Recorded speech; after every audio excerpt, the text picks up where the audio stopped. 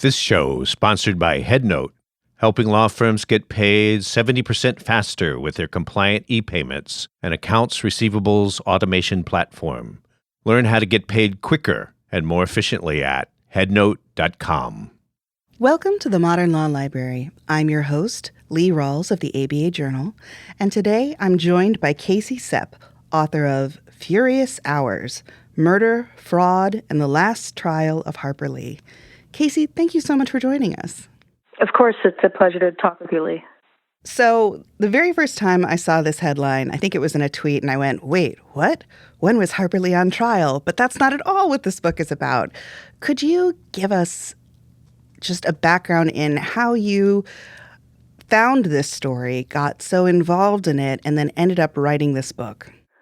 Sure. I think that, a lot of us know that Harper Lee was interested in the law. She obviously wrote one of the most iconic courtroom scenes in all of American literature, but even more than that, she studied law at the University of Alabama, and she helped her friend Truman Capote with the crime reporting that became In Cold Blood. So like a lot of her admirers and people who liked her fiction, I knew that about her, but what I hadn't known is that in the 70s, she tried to write her own version of In Cold Blood, and she took an interest in a criminal trial over in Tallapoosa County, Alabama, about 2 hours from where she'd grown up in Monroeville. And I found out about this case and her interest in it in 2015 when I was covering the publication of Go Set a Watchman for the New Yorker. And obviously the whole world was fascinated by this uncovered Harper Lee manuscript, which turned out to be a very early project of hers from the beginning of her career as a writer. And while I was there, I learned about this other project she had undertaken in the prime of her life, and that was a nonfiction project focused on this criminal trial, which was the culmination of 7 years' worth of criminal and civil litigation around an alleged serial killer in this part of Alabama. So, of course, the trial of the title is, as you say, she was never the defendant. She was just in the courtroom covering the case and spent a lot of time after that trial trying to sort out what had happened in the earlier case as well. So you arranged the structure of this book in kind of a triptych. The very first one, you meet this man named Reverend Willie Maxwell. Then in the second, you meet a lawyer, Tom Radney. And in the third, you really dig into Harper Lee. But let's start at the very beginning as you did. Who was Reverend Willie Maxwell, and how did he come to Harper Lee's attention? Sure. The Reverend Maxwell was born in 1925 around Lake Martin, Alabama. And in his early years, he was the son of a sharecropper and a housekeeper. And he did what a lot of young African Americans did at that time. He was drafted into the military and came home and started a career at the local textile mill, continued to do some sharecropping around the edges. But because he was such a gifted reader of scripture and preacher, he was ordained by a Baptist church, did a little bit of continuing education and theological education, and became quite well known for his preaching. He was basically the equivalent of an itinerant or a circuit preacher. He went from rural parish to rural parish and was quite well known for his preaching and ministry. In 1970, though, when he was nearly 50 years old, his wife was found murdered and he was accused of her murder. And he was indicted right away, but wasn't charged until about a year later. And he was found not guilty, partly because the state's star witness changed her testimony, and she went on to become the second Mrs. Maxwell.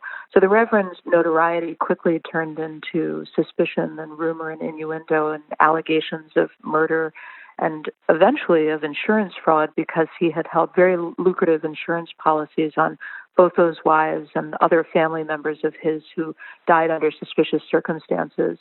So in his early years, though, he's just well known as a hardworking textile worker and itinerant preacher.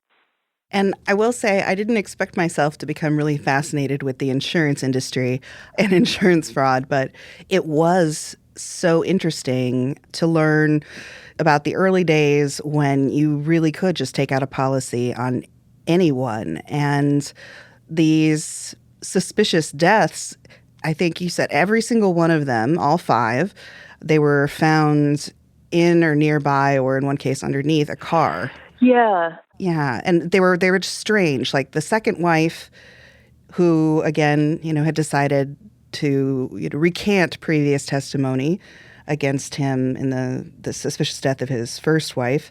He had 17, or at least 17, separate insurance policies on her, and she died less than a year after their marriage. And it was just very strange and very suspicious. And the local community really started to wonder and ask questions. Could you talk a little bit about that?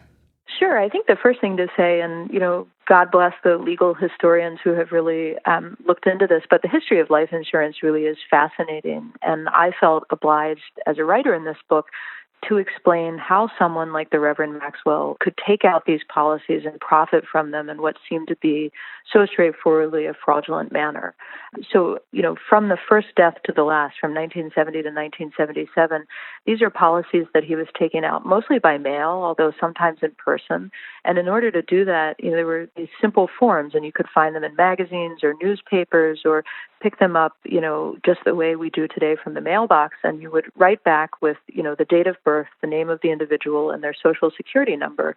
And rarely was that person subject to a medical examination. Rarely was the correspondence address verified that the individual who had taken out the policy, held a reasonable interest or had some reason for taking out the insurance. So in the case of the Reverend, he was able over and over again, multiple policies on multiple family members, everything from nieces to an infant child to his mother, to his aunts, to his uncles, just over and over again, he took out these policies. And because these insurance companies were, for the most part, predatory, these were small policies with low fees, and he was racking up, some for $1,000, some for $3,000, some for $5,000. Some of them were in the tens of thousands of dollar range, but quite a lot of them. And the reason he was able to go for so long without attracting suspicion is he was taking them out from different insurance companies in these very small amounts. And so, as you said, in the case of one of his wives, 17 distinct policies. And it was very hard for these, there wasn't cooperation across companies. In fact, they were in competition with one another to increase the number of people they had insured and the number of policies that were being taken out. So that market was really rife for fraud. And that's part of the reason the book really digs into that history and lets readers understand how it is that someone like Reverend Maxwell could be conducting business this way. But as for the actual kind of circumstances of the deaths, what alarmed the local community is the death of his first wife was declared a homicide, and he was charged, but pled not guilty and then was found not guilty. But in the subsequent deaths, they really are suspicious. In some cases, there isn't even a cause of death determination, and the police are investigating, but they cannot bring murder charges when no murder has been committed.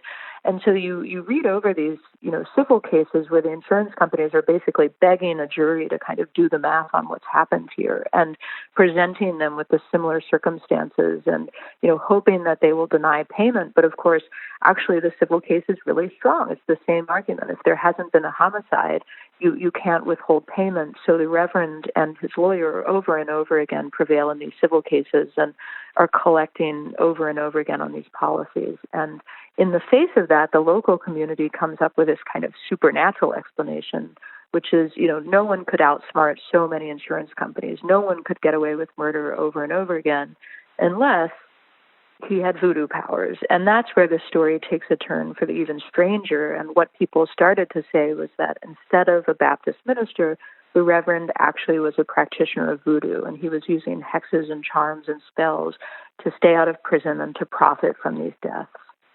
One thing that I found very interesting and a theme of the book, as you say, voodoo spiritual practices were brought up. He was a Baptist minister. There are, these communities where, as you say, it's a very small town, but there are 4 churches because the Baptists won't go to church with the Methodists and the whites don't go to the same church either. You have a background, I believe, in religious studies.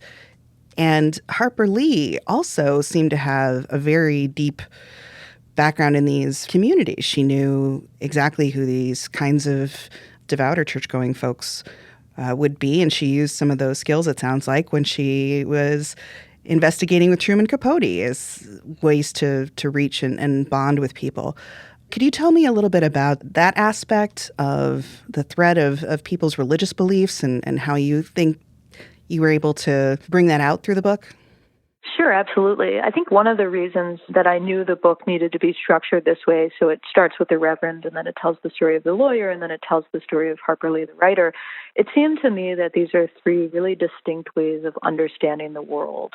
And, for some people, it's a religious orientation, and that's how they form their moral beliefs, and that's really the way they understand what happens around them.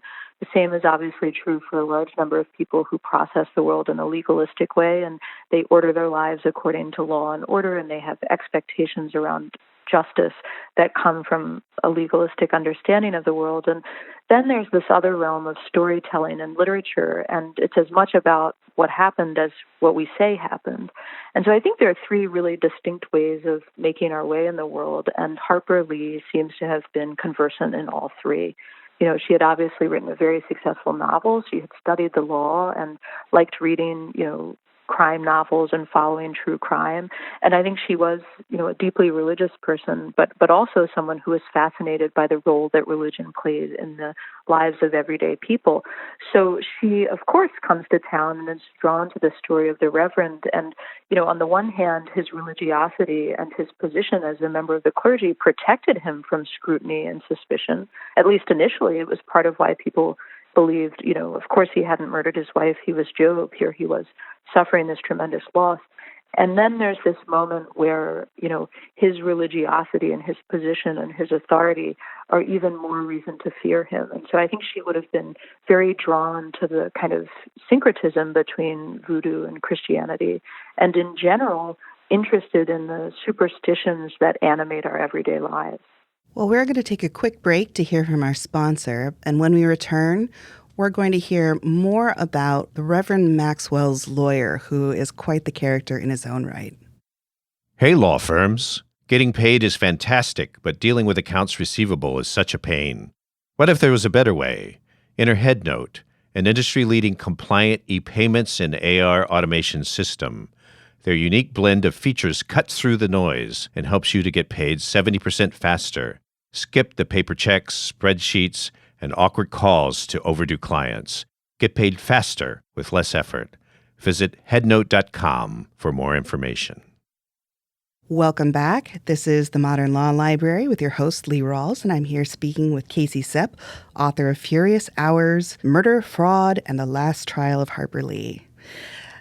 So at this trial and so many other trials, really this almost larger-than-life figure of Tom Radney, who forms the middle part of this book, is featured. Could you talk a little bit about who Tom Radney was and how you came to learn more about him and more about the role he played in this story? Sure. I think that Tom is, again, when we think about the things that drew Harper Lee to this story, Tom Radney is truly a larger-than-life character. He was known around Alexander City, Alabama as Big Tom, and the more you learn about his legal career, you just think, here was a good old boy who was active in the Masonic Lodge and, who actually ran for local office and then statewide office. So he had this tremendous career as a Democratic politician in the 60s until he was run out of politics for his liberal integrationist beliefs. But in some ways, he's just like her father, A.C. Lee, a stereotypical small-town lawyer. And he has a diverse legal practice, and, he hires teenagers around town to be his runners, and every so often he has maybe one or two lawyers working with him, and they're doing everything from writing wills to going after, insurance for car accidents, to helping people get out of these small criminal scrapes. And at a certain point, he starts taking on more and more trial cases. And so by the time the Reverend is charged with the murder of his first wife, Big Tom is definitely the go-to criminal lawyer around Coosa and Tallapoosa County. And if you've run into trouble with the law, he's the person you call. And that is for good reasons and for what some people might believe now to be, less than honorable reasons. He was certainly capable of charming a jury. I think that one of my favorite stories I heard was, after one trial, the jury slipped Tom an envelope, and inside was a birthday card signed by all 12 of them. They had just been so taken by him, and he'd left such an impression. And, again, some of these stories I think are a reflection of how well people can get to know one another in a small town. So, if Tom knew that somebody had a job at the Piggly Wiggly, he might invite his friend who was the manager of the Piggly Wiggly to come to court that day so that they could see he knew their boss. And those kinds of small town coercions and machinations are really interesting on this side of history. So I really loved getting to know more about Tom's career. And it seems to me that obviously one of the things that drew Harper Lee to this case, if the Reverend Maxwell was the perfect complex antagonist, then Tom Radney was a really interesting protagonist for the book that she was intending to write. So that's why he really gets his own standing in the book and gets an equal third with her and the Reverend. And we have talked about these suspicious deaths and the Reverend appearing in court multiple times. And our listeners to this point may think that, it was a trial of the Reverend Maxwell that she was attending. And it was not. And I don't feel bad spoiling that because, your introduction does that. Could you talk about what the actual last trial, the trial that she attended, was about? Sure, absolutely. The Reverend was obviously very notorious in his lifetime, and he was notorious in the way he died, too. And at the funeral of his last alleged victim, a 16-year-old stepdaughter, he was gunned down. And another relative of hers shot him 3 times in the face and in front of 300 people. So the reason that Harper Lee comes to town, that happens in June of 1977. The trial of that vigilante is held in September of 77, so she has time to come down from New York and really begin her reporting. And Robert Burns, the man who shot the Reverend, was arrested right away. He was arraigned later that summer. He pled not guilty by reason of insanity, but probably the most shocking fact about that plea and the trial that happened later that year in 77 is that he was represented by none other than Tom Radney. So the same lawyer that had represented the Reverend over 7 years through all of these criminal and civil cases is who then defended the man who murdered him. It does seem like maybe 2 twists too many. They always say real life is stranger than fiction. If you were going to fictionalize this, and there is some evidence that maybe Harper Lee was planning on doing a slightly fictionalized version, do you think you'd leave anything out? As a writer, when you're looking at this story and as you were plotting out how you were going to write your book, you must have spent time thinking, how would Harper Lee have described this? And how would she have approached it as a writer? Gosh, that's such a great question. And of course, partly this book is about voodoo and haunting. And of course, I felt haunted by Harper Lee. I wondered at every moment how she would have narrated things or recorded certain things. But I think what's interesting about this story is even before Harper Lee got involved, there was this heightened sense of experience for the people living through it all. And what was very interesting to me, when you go through the transcript of the trial of Robert Burns and you look at contemporaneous coverage, the assistant DA in his closing argument basically says to the jury and to the people in the courtroom, we're writing a book and this is the last chapter. And you look at the contemporaneous coverage and reporters for the Montgomery Advertiser are saying it was as if we were in To Kill a Mockingbird. And so people had this heightened sense of reality, that it was too much, that it was too hard to believe, that it was, stranger than fiction. And again, that is even before Harper Lee shows up in town and becomes known for trying to turn it into a book. So I think that, if you were a novelist taking this on, I think, yes, you would probably do the kind of surprising thing of winnowing and editing it down so it seems a little more plausible, a little more believable. But, it's just an incredible case that really everyone who was alive in the 70s in this part of the state followed it, and the case got coverage in national newspapers and in regional papers, and, it was a bit of a sensation. And again, that was all before Harper Lee got involved. Tom Radney was obviously a very well-known lawyer around town, but so was the district attorney. He was said to have tried more criminal cases than any other DA in Alabama history. So even just the legal battle in the Burns trial was this, battle of the titans, and they had very different styles, and they'd gone up against each other over and over again. So it was already this great story that, right, if you were a novelist, you'd probably have to tone it down. I like to give my listeners a feel for the kind of language that the books we talk about use, and there's actually a scene that comes at the very end of Burns's trial that I would love for you to read. Would you mind? Sure, I'd be happy to. So, right, the context here is Burns is the vigilante, and we're nearing the end of his trial, and there's been this huge amount of suspicion about would he be found not guilty, would he be found guilty, would he go to jail, what would happen to him. Of course, his plea is that he's not guilty by reason of insanity. So we are at the end, and in fact, he's prevailed with that plea. And the district attorney has very angrily informed the press that, they shouldn't even bother sending him to Bryce Hospital, which is the state mental hospital in Tuscaloosa, Alabama. So that's where we pick up. The district attorney has expressed his discontent with the verdict. When the staff at Bryce Hospital evaluated Robert Burns, they did not agree with the diagnosis offered by the experts who had testified at his trial. That wasn't very surprising because by then it had come out that those experts didn't even agree with themselves. In a way, Dr. Gunnels later said, killing Willie Maxwell was the sanest thing anybody did all summer. There wasn't a jury in Tallapoosa County, she continued, that would ever have convicted Burns, who was just doing what the law ought to have done sooner. Then she added, without an ounce of irony, "Why, I probably would have killed that man myself."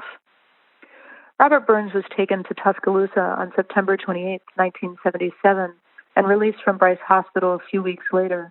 Less time than had passed between when he committed the murder and when he was found not guilty of having done so. He was back home in time to celebrate Thanksgiving with his family. At its core, the Burns trial had turned on two kinds of primitivism: belief in the supernatural and belief in vigilante justice. It wasn't the first time that a white jury in Alabama had heard compelling evidence of murder, yet reasoned their way to an acquittal. Vengeance is as old as violence, and many white Southerners can trace their moral genealogy through family feuds and gentlemen's duels, across rivers and oceans all the way back to medieval courts and biblical dynasties. Theirs was a society that not so long ago had written theft into legal treaties with Native Americans and bondage into legal deeds on the lives of African Americans. A society that until recently had believed the law elastic enough to bend without breaking, exempting lynching from the category of homicide. Like those killings, the murder of the Reverend Willie Maxwell had been witnessed by hundreds, but still resulted in no conviction. You talk about this sense of place, and I, both in your book, Furious Hours, and of course also in To Kill a Mockingbird, I feel like the reader feels as though they are at this place in Alabama. But Harper Lee was actually from this area. One anecdote you include is as she was doing her rewrites that would eventually become To Kill a Mockingbird, she'd gone back home. She was living in Monroeville, Alabama, and she felt herself kind of becoming Scout to the point that she wrote one of the more frightening scenes in To Kill a Mockingbird and says she ran straight home. Yeah. Because she'd spooked herself. How did you go about trying to establish the same sense of place when that isn't necessarily, that's not your place? You're coming from outside. Yeah, Leah, I think that's a really great question. And first of all, thanks so much for telling that story about Harper Lee and the writing of To Kill a Mockingbird. It's extraordinary. She was back home in Monroeville because her father was quite ill, and so there she was interacting with the source material, even though she'd started the book up in New York City. And I think that you're right. One of the reasons we all love To Kill a Mockingbird is that deep-rootedness.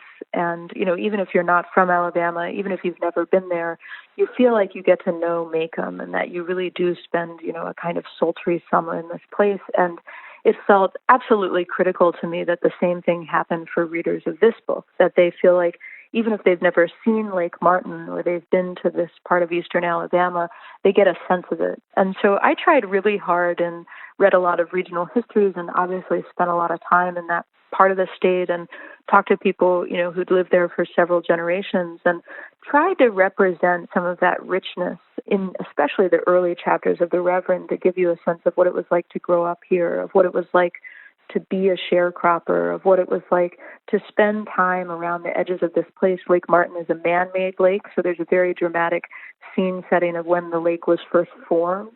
And, Alexander City was a town on the rise that really came of age with the textile mills that were its main economic engine. So I tried very hard to do that, and I hope for readers it feels not only like they've heard a story, but they've gone on vacation to this part of the world and that they've come to know it, and maybe even that they're motivated to go and see it because, right, part of the story is how Harper Lee, Tom Radney, and Willie Maxwell, these three very different Alabamians, were all of the same place and formed by the same kind of geography.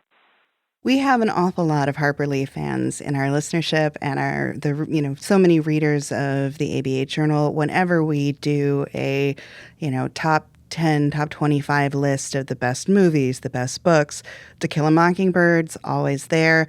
And I think there are people who know a certain amount about Harper Lee, but she was a very private person.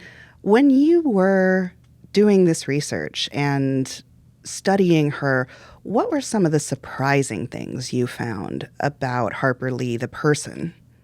Sure. I mean, one very straightforward thing that I'm sure will be of interest to your listeners is, she might have dropped out of law school, but she had a very astute legal mind. And one of the most delightful things is every so often I would be reminded of that. She'd refer to a demurral in a letter and make a joke about someone's delayed response, or she might very carefully parse the difference between an accomplice and accessory when it came to the Reverend Maxwell. So I was just reminded over and over again that in addition to this whole body of literary knowledge, she would sign letters with the word that evaded Tolstoy, Love Nell. So she brought this kind of richness of her knowledge of the world of books. And that was met by her knowledge of the legal world, and obviously, again, with her father and her sister, who both practiced law in the town where she was born and raised. She was just in touch with the law in a way that explains her interest in this case and really just makes it that much more tantalizing to think about what she might have written about the Reverend Maxwell. But I think there is another side of her that I hope readers who pick up the book get to enjoy, and that is a very deliberate correction to the kind of mythos around her as a reclusive and maybe even miserable writer. And, there are stories of misery and heartache in this book around her writing career. She obviously struggled with writer's block and a drinking problem and perfectionism and all sorts of things like that. But all of those struggles were kind of in the context of a life full of family and friends and this rich cosmopolitan world of New York. I hope that people are surprised to kind of get to know her Manhattan life. Here was a writer who was at home at the Frick, and she would go to the Met, and she loved movies, and she loved the theater, and we just get a sense of her as this kind of busy body in the world, again, quite the opposite of recluse. So I hope that people are overall just happy to know more about her life and her friendships, and about her mind. She was just a tremendously bright woman whose whole life was full of intellectual pursuits. So I hope that side of her really comes alive, because it was so surprising to me over and over again. I just feel like, on the one hand, she wrote this incredible book that we all love and cherish, but somehow we've kind of caricatured her as a small town, maybe even rubish person, when in fact, she was every bit as brilliant as her book was. And as you say, there's a lot about her friendships in here, but there's a very tender story about a family that she was friends with, the Browns, and one Christmas morning. Could you tell our listeners this story just as sort of a little teaser for other things you may learn about Harper Lee from Furious Hours? Sure. I think it's a very sweet story about Harper Lee's life and possibly the best inspiration for us to all be more generous with the struggling artists we know. So she had these friends in New York, and, they knew that she wanted to be a writer, and she was working very hard as a reservation clerk at an airline in the city and, working these long hours and absolutely distracted from her writing projects. And so one Christmas they decided to give her this gift, and, it was a tremendous amount of money, and it was in order to allow her to take time away from her work. And she was so proud, she refused to call it a gift. She said, it must be a loan. I'm going to repay every nickel and dime you've given me. But it let her quit her job and devote herself full-time to writing. And that is this critical period of her life when she started writing about Macon, and she started writing about Scout and Jem and Atticus and Calpurnia. And that's the writing that turned into To Kill a Mockingbird. And, one kind of delicious fact for folks is if they have a copy of Mockingbird where there's a smiling photograph of Harper Lee, she's in a white top, she's smiling so much because that's the day she repaid the loan. And that photograph was taken by the husband in that couple who had given her this tremendous gift. So it's just quite possibly, the most influential Christmas gift in American literature because it allowed her to produce Mockingbird. So one of the lingering mysteries around this book and just the tale of Reverend Willie Maxwell and Tom Radney and Harper Lee is the existence or absence of the book that Harper Lee was planning on writing. I think we were all surprised and taken aback when Go Set a Watchman was discovered and published. Do you think The Reverend will ever see the light of day? Yeah, I mean, Lee, what a great question, and one that obviously motivated me the last few years as I was reporting. And I think one of my favorite paragraphs in the book is the one rife with speculation from people who knew her and people she interviewed in Alex City. And, there has just been a tremendous amount of rumor about this book. And some people think she wrote the whole thing and wanted it to be published after she died because she was afraid for her safety because of the Reverend's accomplice. And others said that racial politics were too scandalous, so her publisher had rejected it. Some people think she wrote it and destroyed it. Some people think she never wrote a word. One person says that he talked to her sister and she'd read the whole thing and it was better than In Cold Blood. So over and over and over again, these rumors proliferated. And I have to say, I don't know for sure, but there's certainly no one who would be more excited to read Harper Lee's The Reverend than Casey Cep. Having spent so much time with this case, I just would delight in knowing how she wrote it and, what she made of the characters in the book. So there's hope still that it will turn up. Her archives are still sealed, and I think that she surprised us all with Go Set a Watchman, and it's absolutely possible she'll surprise us again. Well, Casey, thank you so much for coming on the show and talking to us about Furious Hours. I guess my last question for curious readers is, what is your title about, and where can readers pick up this book? And do you have a website that you would like to give us the URL for if they're interested in learning more? Sure, absolutely. So the title, in as few words as I can muster, comes from Harper Lee. And in addition to her love of law and literature, she had a tremendous appetite for history. And A Few Furious Hours is how she described the Battle of Horseshoe Bend, which took place near Lake Martin, where my book is set, and where she had looked into the life of the Reverend Willie Maxwell. And the Battle of Horseshoe Bend was the last battle in the Creek Wars, and it's when the Native American tribes were displaced from Alabama by General Andrew Jackson. And so it all came to an end in a few furious hours at the Battle of Horseshoe Bend. But I loved that phrase because it obviously sounds violent and it invokes the crimes that brought her to this part of the world. But it's also, for me, this image of her, full of ambition and energy, sitting down at the typewriter to try and write again.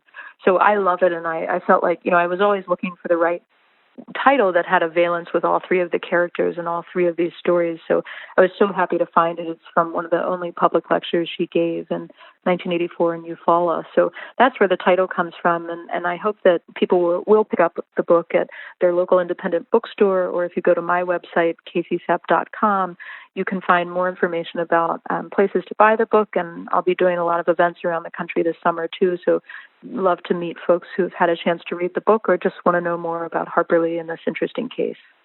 Well, thank you to all our listeners for joining us for this episode of the Modern Law Library with Casey Cep, author of Furious Hours, Murder, Fraud, and the Last Trial of Harper Lee. If you enjoyed this episode, please rate, review, and subscribe in your favorite podcast listening service.